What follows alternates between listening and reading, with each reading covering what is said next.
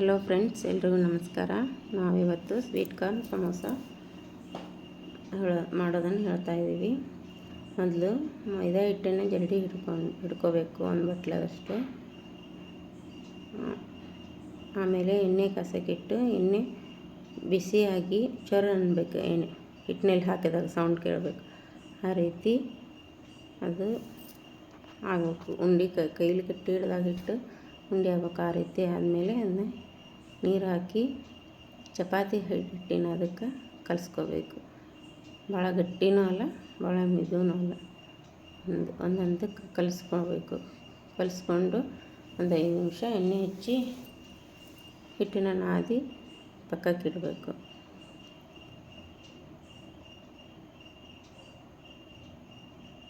Plate ಮುಚ್ಚಿ ಪಕ್ಕಕ್ಕೆ ಇಟ್ಟು ನಾವು ಸ್ವೀಟ್ ಕಾರ್ನ ಸ್ವಲ್ಪ ತೊಗೊಂಡು ಮಿಕ್ಸಿಗೆ ಹಾಕ್ಕೊಂಡು ಇಟ್ಕೋಬೇಕು. ಸ್ವಲ್ಪ ತರಿಯಾಗಿರಬೇಕು, ಫುಲ್ ನೈಸಾಗಿರಬಾರ್ದು. ಈ ರೀತಿ ತರಿಯಾಗಿ ಇದ್ದದ್ದನ್ನು ಸೈಡಿಗೆ ಇಟ್ಕೊಂಡು ಒಲೆ ಹಚ್ಚಿ ಬಾಣಲೆ ಇಟ್ಕೊಂಡು ಅದಕ್ಕೆ ಸ್ವಲ್ಪ ಎಣ್ಣೆ ಹಾಕ್ಕೊಂಡು ಸಾಸಿವೆ ಜೀರಿಗೆ ಹಾಕ್ಕೊಂಡು ಕರಿಬೇವು ಹಾಕಿ ಮತ್ತು ಈರುಳ್ಳಿ, ಹಸಿಮೆಣಸಿನ್ಕಾಯಿ ಎಲ್ಲ ಸಣ್ಣಗೆ ಹೆಚ್ಕೊಂಡು ಇಟ್ಕೊಂಡಿರ್ಬೇಕು. ಈರುಳ್ಳಿ, ಹಸಿಮೆಣಸಿನ್ಕಾಯಿ ಎಲ್ಲ ಸಣ್ಣಗೆ ಹೆಚ್ಚಿದ್ದು ಹಾಕಿ ಅವು ಸ್ವಲ್ಪ ಕಲರ್ ಚೇಂಜ್ ಆಗೋ ಥರ ಬಾಡಿಸ್ಕೋಬೇಕು. ಚೇಂಜ್ ಆಗೋವರೆಗೂ ಬಾಡಿಸ್ಕೋಬೇಕು. ಬಾಡಿಸ್ಕೊಂಡ್ಮೇಲೆ ಸ್ವೀಟ್ ಕಾರ್ನ ಮಿಕ್ಸಿ ಮಾಡಿ ಇಟ್ಕೊಂಡಿದ್ವಿ ಎಲ್ಲ ತರಿಯಾಗಿ, ಅದನ್ನು ಆ್ಯಡ್ ಮಾಡ್ಕೋಬೇಕು. ಅದನ್ನು ಆ್ಯಡ್ ಮಾಡಿಕೊಂಡು ಸ್ವಲ್ಪ ಫ್ರೈ ಮಾಡ್ಕೋಬೇಕು. ಫ್ರೈ ಮಾಡ್ಕೊಂಡ್ಮೇಲೆ ರುಚಿಗೆ ತಕ್ಕಷ್ಟು ಉಪ್ಪು ಎಷ್ಟು ಬೇಕೋ ರುಚಿಗೆ ನೋಡ್ಕೊಂಡು ಹಾಕ್ಕೊಳ್ಳಿ. ಆಮೇಲೆ ಅರಿಶಿನ, ಸ್ವಲ್ಪ ಇದು ಮಸಾಲೆ ಪುಡಿ ಹಾಕ್ಕೊಂಡು ಸ್ವಲ್ಪ ಬಾಡಿಸ್ಕೋಬೇಕು. ಸ್ವಲ್ಪ ಫ್ರೈ ಆದಮೇಲೆ ಸ್ವಲ್ಪ ಚೆನ್ನಾಗಿ ಬಾಡಿಸ್ಕೊಂಡ್ಮೇಲೆ ಸ್ವಲ್ಪ ನಿಂಬೆಹಣ್ಣನ್ನು, ಸ್ವೀಟ್ ಕಾರ್ನ ಮಿಕ್ಸಿ ಮಾಡದೇ ಇರೋವಂಥವನ್ನ ನಾನು ಮೊದಲೇ ಅವನ್ನ ಕುಕ್ಕರಿಗೆ ಹಾಕಿ ಸ್ವಲ್ಪ ಉಪ್ಪಾಕಿ ಕುದಿಸಿಟ್ಕೊಂಡಿದ್ದೆ. ಕುದಿಸಿಟ್ಕೊಂಡಿರೋವನ್ನ ಸ್ವಲ್ಪ ಹಾಕಬೇಕು. ಹಾಕಿ ಬಾಡಿಸ್ಕೋಬೇಕು. ಬಾಡಿಸ್ಕೊಂಡ್ಮೇಲೆ ಸ್ವಲ್ಪ ನಿಂಬೆಹಣ್ಣು ಹಾಕಬೇಕು. ನಿಂಬೆಹಣ್ಣು ಹಾಕೋದ್ರಿಂದ ಸ್ವೀಟ್ ಕಾರ್ನ್ ಸ್ವಲ್ಪ ಸಿಹಿ ಆಗಿರುತ್ತಲ್ಲ, ಆ ಟೇಸ್ಟ್ ಹೊಡೆಯುತ್ತೆ. ಅದರಿಂದ ಟೇಸ್ಟಾಗಿ ಬರೋದಿಲ್ಲ ಸಮೋಸ, ಟೇಸ್ಟಿಯಾಗಿರ್ತಾವೆ.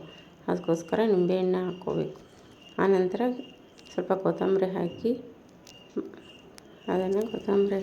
ಮುಚ್ಚಿಡ್ಬೇಕು.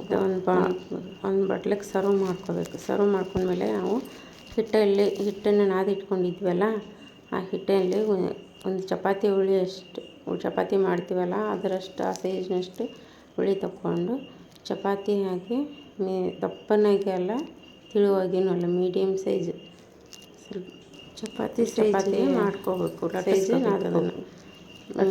ಸುತ್ತಲೂ ಎಲ್ಲ ಸರಿಯಾಗಿ ಲಟ್ಟಿಸ್ಕೋಬೇಕು. ಚಪಾತಿನ ಲಟ್ಟಿಸ್ಕೊಂಡು ಒಂದೊಂದರಾಗಿ ಅವನ್ನ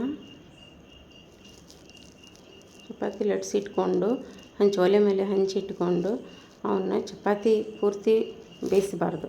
ಸ್ವಲ್ಪ ಆ ಕಡೆ ಈ ಕಡೆಗೆ ಸ್ವಲ್ಪ ಬೆಂದಿರಬೇಕು. ಆ ರೀತಿ ಬೆಂದಿರೋದನ್ನು ಟರ್ನ್ ಹಾಕಿ ಸ್ವಲ್ಪ 1 ನಿಮಿಷನೂ ಆಗಲ್ಲ, ಸ್ವಲ್ಪ ಬೇಯಿಸಿ ತೆಗಿಬೇಕು.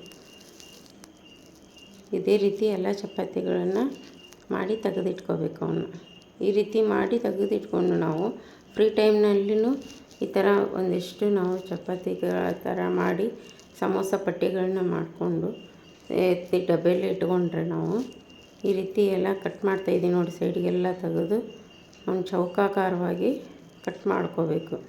ಕಟ್ ಮಾಡಿಕೊಂಡು ಈ ರೀತಿ ಸಮೋಸ ಪಟ್ಟಿಗಳನ್ನ ಮಾಡಿ ನಾವು ಒಂದು ಡಬ್ಬದಲ್ಲಿ ಸ್ಟೋರ್ ಮಾಡಿಟ್ಕೊಂಡ್ರೆ ಫ್ರಿಜ್ಜಲ್ಲಿ ನಮ್ಗೆ ಯಾವಾಗ ಬೇಕೋ ಆವಾಗ, ನಮ್ಗೆ ಆಲೂ ಪಲ್ಯ ಆಗಲಿ, ಈರುಳ್ಳಿದಾಗಲಿ, ಈ ಥರ ಸ್ವೀಟ್ ಕಾರ್ನ್ ಆಗಲಿ ಇದ್ದಾಗ ಪಲ್ಯಗಳನ್ನ ಮಾಡಿಕೊಂಡು ನಾವು ಮಕ್ಕಳಿಗೆ ಸಮೋಸನ ಮಾಡಿಕೊಡ್ಬೋದು. ಸ್ಕೂಲಿಂದ ಬಂದ ತಕ್ಷಣ ಮಕ್ಕಳಿಗೆ ಏನಾದರೂ ತಿನ್ನೋಕೆ ಕೊಡಬೇಕಾಗುತ್ತಲ್ಲ, ಆ ಟೈಮ್ನಲ್ಲಿ ಈ ಥರ ಮಾಡಿಕೊಡೋದಕ್ಕೆ ನಮಗೆ ಹೆಲ್ಪ್ ಆಗ್ತಾವೆ. ಈ ಥರ ಪಟ್ಟಿಗಳು ಮಾಡಿಟ್ಕೊಂಡ್ಮೇಲೆ ಒಂದಿಷ್ಟು ಮೈದಾ ಹಿಟ್ಟನ್ನು ಬಟ್ಲದಲ್ಲಿ ಹಾಕ್ಕೊಂಡು ಅದನ್ನು ಗಟ್ಟಿಯಾಗಿ ಕಲಸಿಟ್ಕೋಬೇಕು. ಅಂದರೆ ಇದು ಸಮೋಸಕ್ಕೆ ಒಂಥರ ಇದು ಮಾಡ್ಕೊಂಡಂಗೆ, ಬೈಂಡಿಂಗಿಗೆ ಮಾಡ್ಕೊಂಡಂಗೆ. ಇದನ್ನು ಹಚ್ಚೋದ್ರಿಂದ ಬಿಟ್ಕೊಳ್ಳಲ್ಲ ಸಮೋಸ. ಎಣ್ಣೆಲಿ ಹಾಕಿದಾಗ ಅದು ಗಮ್ ಥರ ನಮಗೆ ಕೆಲಸ ಮಾಡುತ್ತೆ. ಅದಕ್ಕೋಸ್ಕರ ಈ ಥರ ಮಾಡಿಟ್ಕೋಬೇಕು. ಮಾಡಿಟ್ಕೊಂಡು ಸಮೋಸನ ಯಾವ ರೀತಿ ಮಡಿಸ್ತಾಯಿದ್ದೀನಿ ನೋಡಿ, ಆ ಥರ ಮಡಚಿ ನಾವು ಇವನ್ನ ರೆಡಿ ಮಾಡಿ ಇಟ್ಕೊಳ್ಬೇಕು. ಈ ಥರ ನಾವು ರೆಡಿ ಮಾಡಿ ಇಟ್ಕೊಂಡು ನಾವು ಫ್ರಿಜ್ಜಲ್ಲಿ ಈ ಥರ ಸಮೋಸನೂ ರೆಡಿ ಮಾಡಿ ಇಟ್ಕೋಬೇಕು. ಅಂದರೆ ಮಧ್ಯಾಹ್ನ ಮಾಡಿ ಸಮೋಸ ಪಟ್ಟಿ ಅಷ್ಟೇ ಮಾಡಿಟ್ಕೋಬೇಕು.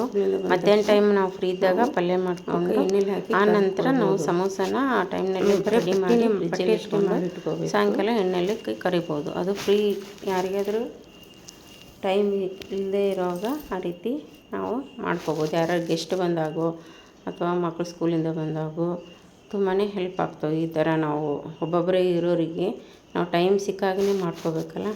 ಹಾಗಾಗಿ ನಮ್ಗೆ ಯಾವಾಗ ಅನುಕೂಲ ಆಗುತ್ತೋ ಅವಾಗ ನಾವು ಈ ರೀತಿ ಮಾಡ್ಬೋದು ಸ್ನ್ಯಾಕ್ಸ್ಗಳನ್ನ. ಒಮ್ಮೆಗೆ ಮಾಡಬೇಕಂದ್ರೆ ಒಂದೊಂದು ಸಾರಿ ಕಷ್ಟ ಆಗುತ್ತೆ. ಅದಕ್ಕೋಸ್ಕರ ನಮ್ಗೆ ಯಾವ ರೀತಿ ಅನುಕೂಲ ಆಗುತ್ತೋ ಆ ಥರ ಸ್ವಲ್ಪ ಮಾಡಿಟ್ಕೋಬೇಕು. ಯಾವಾಗಲೂ ನಾವು ಹೊರಗಡೆ ಇಲ್ಲದೆ ಮಕ್ಕಳಿಗೆ ತಿನ್ನಿಸೋದೂ ಒಳ್ಳೆಯದಲ್ವಲ್ಲ. ನಮಗೆ ಮನೆಯಲ್ಲಿ ನಾವು ಈ ರೀತಿ ಫ್ರೆಶ್ಶಾಗಿ ಮಾಡಿಕೊಟ್ಟೋದ್ರಿಂದ ಮಕ್ಕಳಿಗೆ ಹೆಲ್ತಾಗಿಗೂ ದೊಡ್ಡವರಿಗೆ ಆಯಿತು ತುಂಬಾ ಅನುಕೂಲ ಆಗುತ್ತೆ. ಈ ರೀತಿ ಸಮೋಸ ರೆಡಿಯಾಗಿದೆ ನೋಡಿ. ಒಳಗಡೆ ಪಲ್ಯ ಎಲ್ಲ ಹೆಂಗಿದೆ. Okay, thanks. ಮತ್ತು ನಾವು ಸಮೋಸ ಮಾಡಿ ಪಟ್ಟಿ ತೆಗೆದಿದ್ದೀವಿ ನೋಡಿ, ಕಟ್ ಮಾಡಿ ಸೈಡಿಗೆ. ಅವನ್ನೆಲ್ಲ ನಾವು ವೇಸ್ಟ್ ಮಾಡೋಕ್ಕೆ ಹೋಗಬಾರ್ದು. ಈ ರೀತಿ ನಾವು ಲಾಸ್ಟಲ್ಲಿ ಸ್ವಲ್ಪ ಎಣ್ಣೆ ಹಾಕ್ಕೊಳ್ಳಿ. ಜಾಸ್ತಿ ಎಣ್ಣೆ ಉಳಿದ್ರೂ ಅದನ್ನು ಪದೇ ಪದೇ ಬಳಸೋದು ಒಳ್ಳೆಯದಲ್ಲ ಆರೋಗ್ಯಕ್ಕೆ. ಅದಕ್ಕೋಸ್ಕರ ಉಳಿದಿರೋನ್ನ ಒಂದಿಷ್ಟು ಎಣ್ಣೆಲಿ ಹಾಕಿ ಕರೆದು ತೆಗೆದುಬಿಟ್ರೆ ಅವು ಒಂಥರ ಸ್ನ್ಯಾಕ್ಸ್ ಥರ ಚೆನ್ನಾಗಿರ್ತವೆ. ಅದಕ್ಕೊಂದಿಷ್ಟು ಕೆಂಪಿಗೆ ಕರೆದು ಇಡೋದ್ರಿಂದ ಕೆಂಪಿಗೆ ಕರೆದು ತೆಗೆದು ಅವಕ್ಕೆ ಚಾಟ್ ಮಸಾಲ, ಉಪ್ಪು, ಸ್ವಲ್ಪ ಖಾರದ ಪುಡಿ, ಉಪ್ಪನ್ನು ಸ್ವಲ್ಪ ನೋಡ್ಕೊಂಡು ಹಾಕ್ಕೊಳ್ಳಿ. ಚಾಟ್ ಮಸಾಲದಲ್ಲೂ ಸ್ವಲ್ಪ ಉಪ್ಪಿರುತ್ತೆ. ಹಾಗಾಗಿ ಸ್ವಲ್ಪ ಖಾರದ ಪುಡಿ, ಉಪ್ಪು, ಖಾರದ ಪುಡಿ ಹಾಕಿ ಅವನು ತೆಗೆದ್ರೆ ಮಕ್ಕಳು ಅವನು ಕುರು ಅಂತವು. ಅವನು ಇಷ್ಟಪಟ್ಟು ತಿಂತಾರೆ ಹುಡುಗರು. ಅವನು ಬೆಳಗ್ಗೆ ಒಂದು ಟೈಮ್ ಮಕ್ಕಳಿಗೆ ಸ್ನ್ಯಾಕ್ಸಿಗೆ ಇಡ್ಬೋದು. ಮಕ್ಕಳಿಗೆ ನಾವು ಹಣ್ಣುಗಳನ್ನ ಈ ಥರ ಸ್ನ್ಯಾಕ್ಸ್ ಸ್ವಲ್ಪ ಡಿಫ್ರೆಂಟಾಗಿ ಕೊಟ್ಟರೆ ಅವರು ಇಷ್ಟಪಟ್ಟು ತಿಂತಾರೆ. Okay, thanks. ಎಲ್ಲರೂ ವಿಡಿಯೋ ನೋಡಿದ್ದೀವಿ.